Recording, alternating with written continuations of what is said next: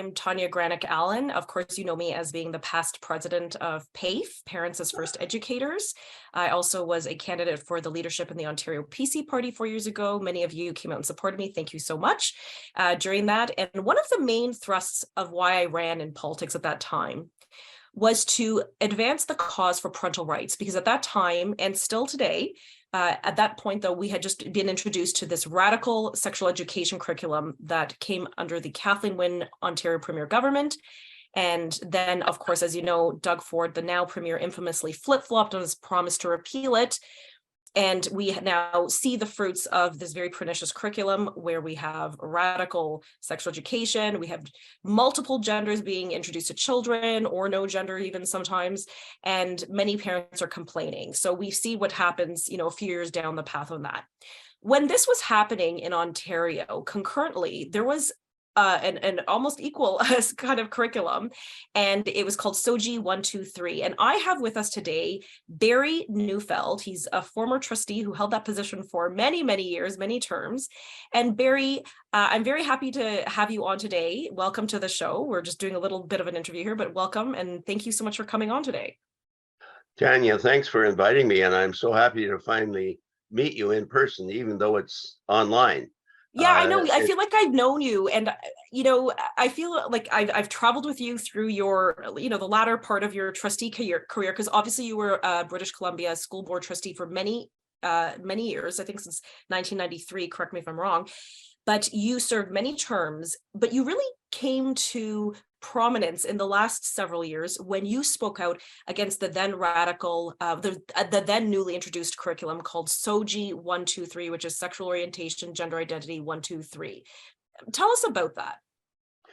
Well, if I could share a screen, I can kind of go through it in proper order. Sure, we could do that. Okay, let me just go ahead. Just one moment.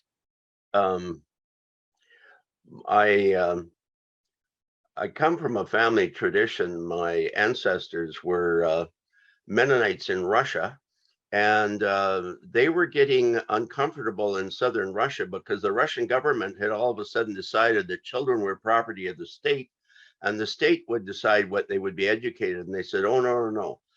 We are the parents. The children belong to us. We will teach our children the beliefs that we believe are important.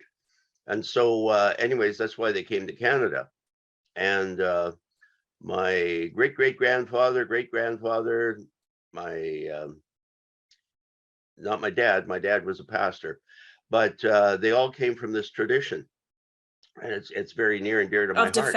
Defending children against the state and really respecting parental authority and parental rights over their children. Yes. That's the parents' direction. And just let's be clear, this is codified in the United Nations Declaration of Human Rights, that parents have the authority to choose what kind of education they have. There is that enshrinement there. So this is nothing new, but what hasn't been new is, as you just clearly described, these attacks against the parental authority. Yes. And there was a case in Ontario that I've been following very carefully. And it was Dr. Steve Terlucas.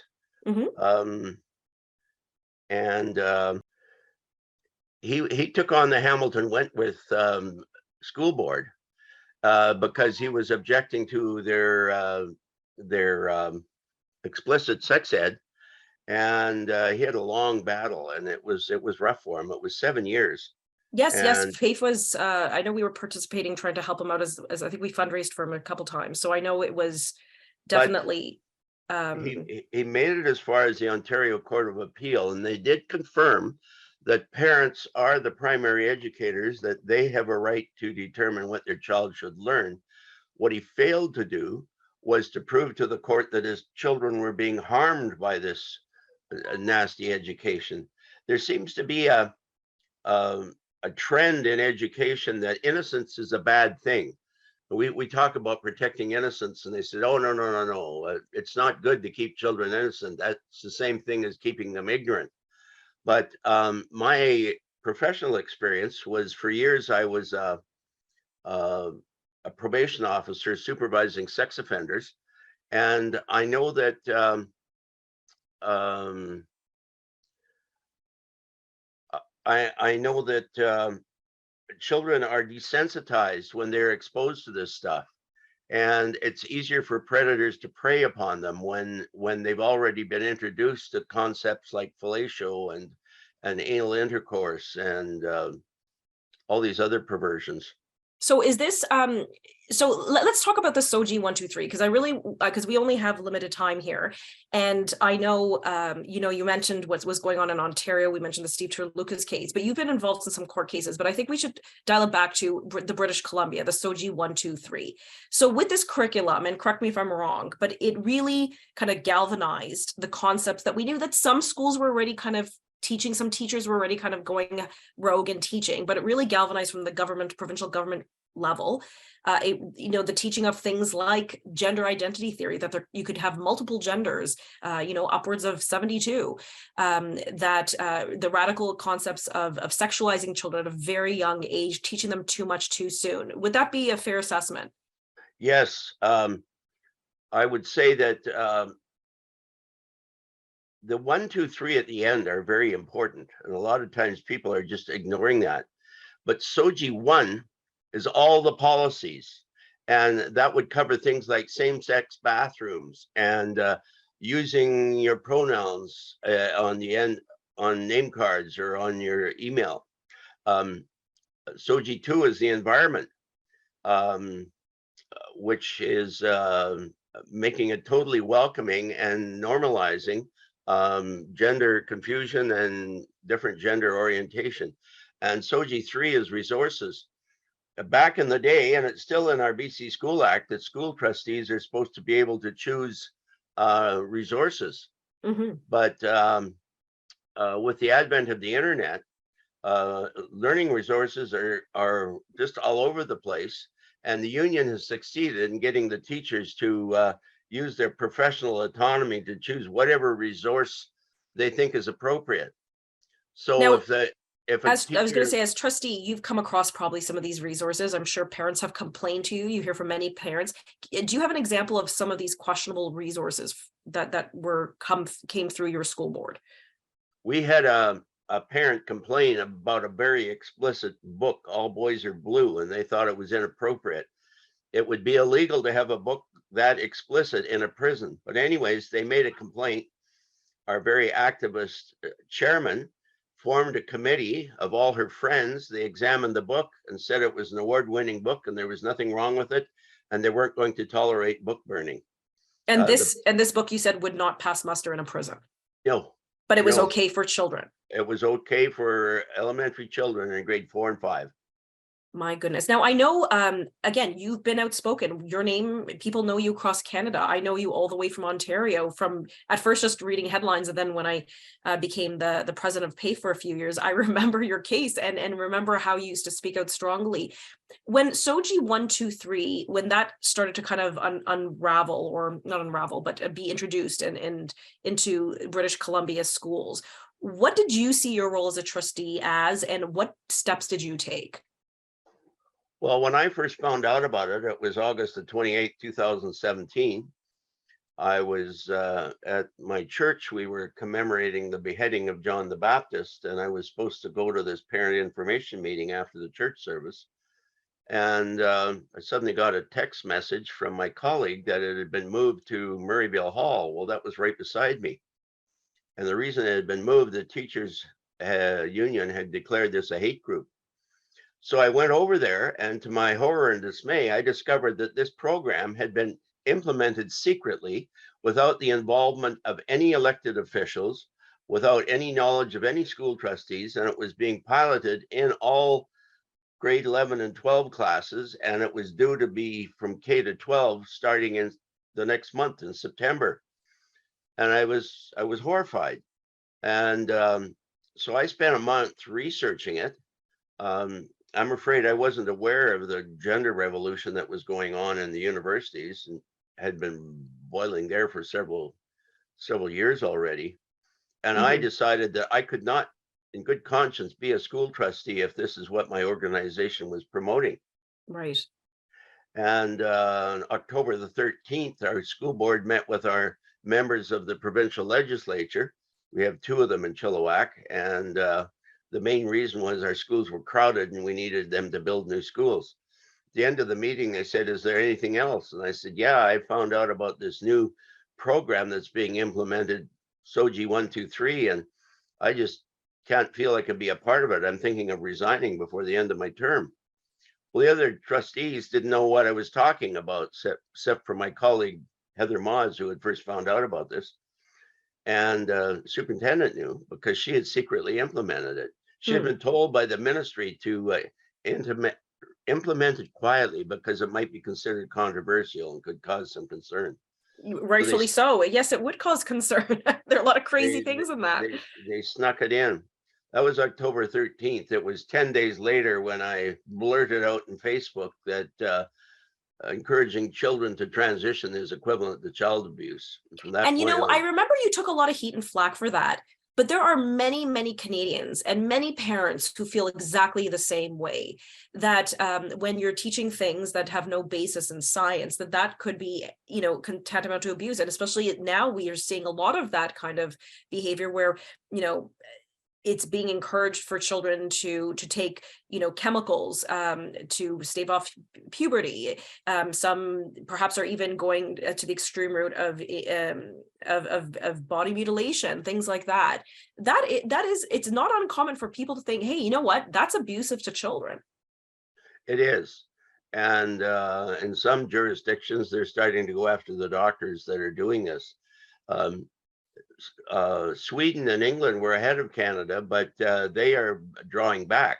But Canada, led by Prime Minister Justin Trudeau, who is all enthused about the transgender movement, is pushing ahead with probably the most radical policies in all the world. Yes. I'm not sure who beats who, whether it's Ontario or BC that are the more radical. But our medical health plans are paying for surgeries for the hormones, the puberty blockers. It's all Yes. free.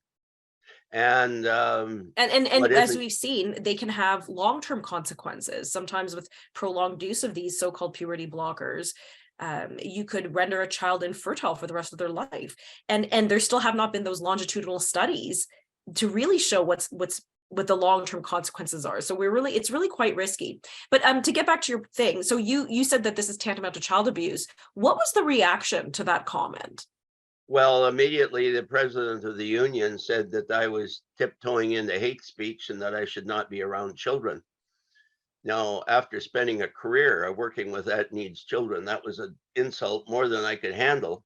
So I went on the offensive and sued him for defamation.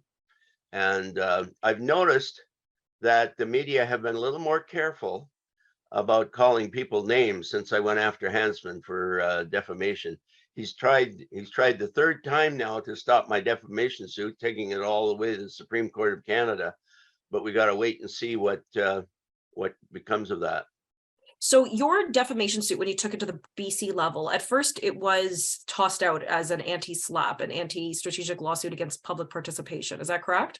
No. Before I got my defamation suit, Mr. Hansman filed an anti-SLAP application. It went before a Supreme Court judge and he agreed with Hansman. He's got a right to call Barry Neufeld names because Barry Neufeld is such a horrible person. So I appealed that to the BC Court of Appeals.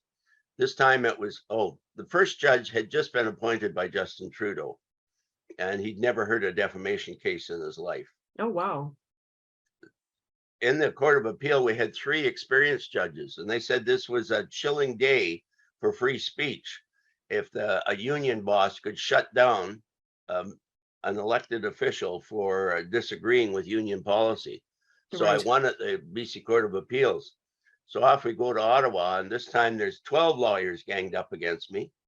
Because the BC Teachers Union appealed it to the Supreme Court. Yes. And they had the backing of several LGBT activist organizations, the Attorney General, the BC Civil Liberties, Canadian Civil Liberties, the BC Human Rights Commission, a whole bunch of people piling on. And I was in the courtroom for the hearing. And the one thing I noticed is while all the other 12 lawyers droned on and on about fine points of law, my lawyer, Paul Jaffe, had passion. He had some fire in his belly, and you could see it. The judges confronted him with a lot of questions, but that's not a bad thing. And there was only 7 judges. And anyways, after court, they're going to be deciding it. It may take 6 months, may not be till spring until we actually hear what Right. happens. But now, in the midst of that court case, and again, that's at the Supreme Court, it's been heard, you had your day, or the day was had, and now we're waiting for those justices. It could take months. You were recently served with a defamation suit. Yeah. Tell us about that. Well, if you're able to. I certainly will. It was about a year and a half ago, when we had a provincial election, that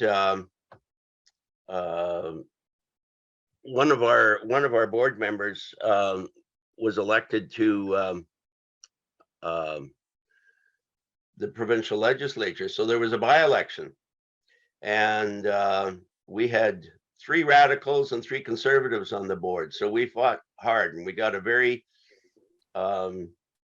respectable Christian businessman who donated a lot of money to charities in the community, was well known in Rotary, but he was his competition was a university professor, a biologist named Dr. Karen Bondar.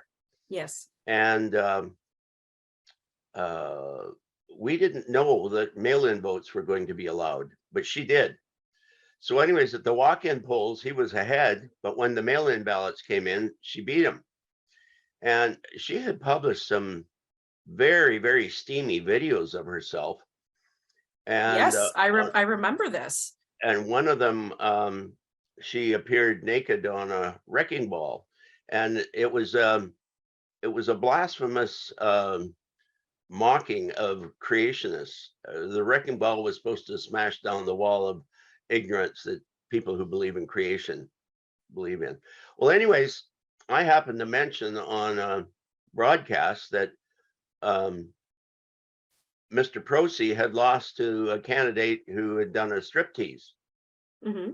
Well, she took great offense at that. And the very day that I landed in Ottawa, she got her picture on the front page of the local paper that she was suing me for defamation because she says I'm not a striptease artist. Well, she is. I've got a picture of it here if you want to see it. You know what? I'll share it really quickly. Warning to those viewers who may not want to see. I mean, we're not There's showing no anything. there's no frontal nudity, but there sure as heck is rear. Okay, let me see if I can do this.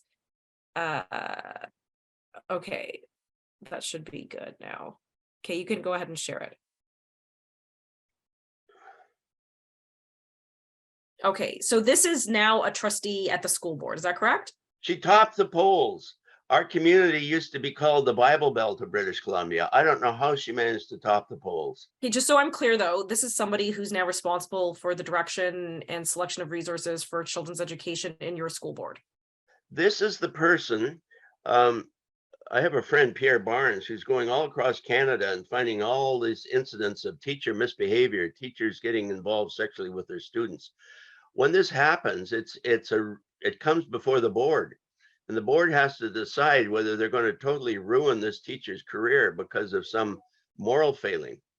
And it's not easy. She's going to have to make those decisions. She has a blind spot. She will not be able to protect children from further abuse. I just don't know why the community elected her. Wow.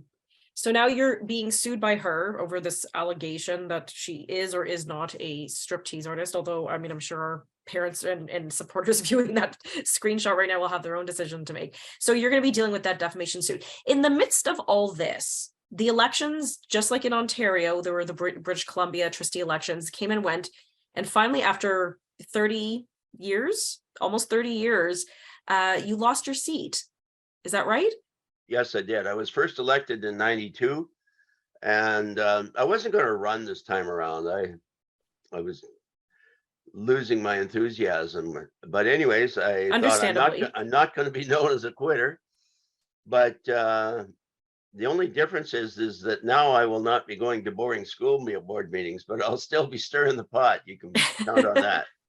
I know there were many parents who rallied around you, Barry, to rally around you because you were really in sometimes a very lone voice out there standing up for parental rights. I remember, I spoke to Jen Smith, who is an activist for parental rights out in BC as well. And I remember he was always very supportive of you and your work. And he really felt that you had the children's best interest at heart. And okay, so what's the hope then for the Chilliwack School Board now that you are this voice that's been removed? Where do you see that school board and the school boards in British Columbia going in general for the next few years? Well, there's only two conservatives on the school board, and teachers union have already launched a grievance against her and myself. I don't know how their grievance is going to affect me. I'm not on the school board anymore, but we were on a broadcast and she mentioned that all these resources had the effect of grooming children to be victims of sexual abuse, and the teachers union didn't like that. So they've laid a grievance, and the school board is offered to settle by donating a sum of money, taxpayers' money, to an LGBTQ advocacy organization. Wow. That's, I'm sure, shocking to many taxpayers. Yes. There are different kinds of animals these days, and if you're LGBTQ, you got a lot more rights than an old cisgender heterosexual Christian guy like me. Interesting sense. So where do you go from here? You've got your two cases you're fighting. What's next for Barry Neufeld, the hero trustee? You know, these last 5 years have just been an absolute roller coaster. And I know it will make a fascinating book. So I'm working on writing a book. I'm turning 75 on December the 1st, and my son is throwing a birthday party for me, and a bunch of people are coming. So one thing that I've done over the last 5 years is constantly revised my list of friends. And I've had a net gain, I must say it, but I've discovered a lot of friends that were really only fair weather friends. And they're not willing to stand up and be counted for anything. But I really appreciate my new friends. Now, as you know, PAFE, Parents as First Educators, has been involved in many trustee elections, and usually primarily in Ontario. And this cycle, we just wrapped up trustee elections. We saw several new trustees elected, good, solid trustees. Of course, there were a plethora of candidates who ran. My goodness, the dozens and dozens who ran. So many put their names forward. And it's hard to unseat an incumbent. So, but a few did. Several did get through.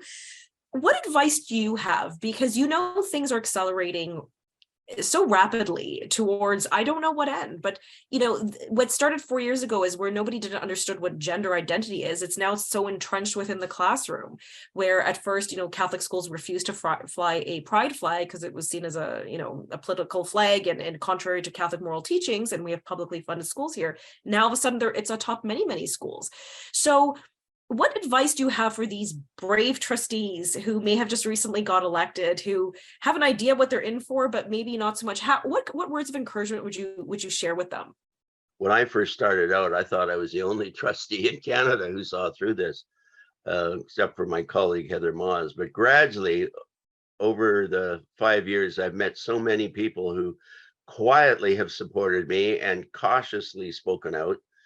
And when I got to Ottawa, I think I knew of at least 80. I'm on a discussion group with 80 candidates for school board. Some of them were elected, not all of them.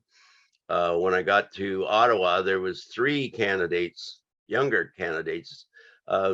We got together and had coffee and had a talk, and it's so encouraging to see younger, more energetic people take up the battle from where I started. I just wanted to make a shout out to Trustee Leanne Teedy of Central Okanagan, that's Kelowna, BC. She initially, her school board, at least the superintendent, had the decency to ask them to approve SOGI 123, and she did. Then she heard Jen Smith come up to the Okanagan and speak, and so she changed her mind and publicly said that she didn't support SOGI 123. And they they really insulted her. They said, "You're a friend of Barry Neufeld."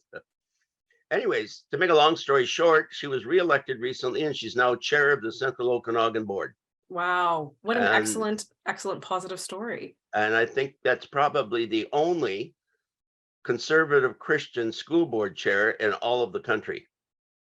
Well, we'll see what happens. I know the school boards locally are starting to select their chairs, and we do have some good candidates here who won. So we'll have to see. But yeah, that's wonderful. What a blessing to know that there is one school board that is being chaired the right way.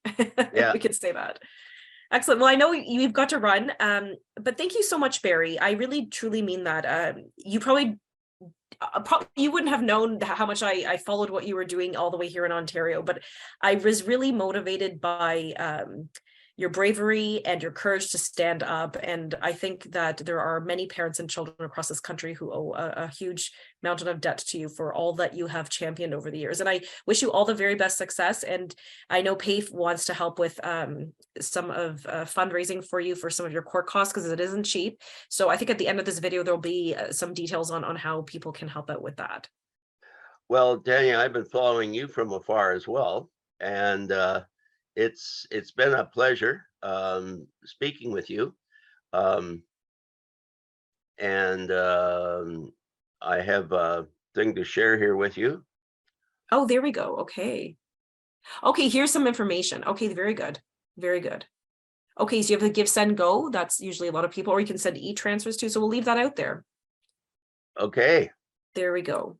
So if you want to help contribute to Barry Neufeld's court battles, where he's being targeted, really, here you go.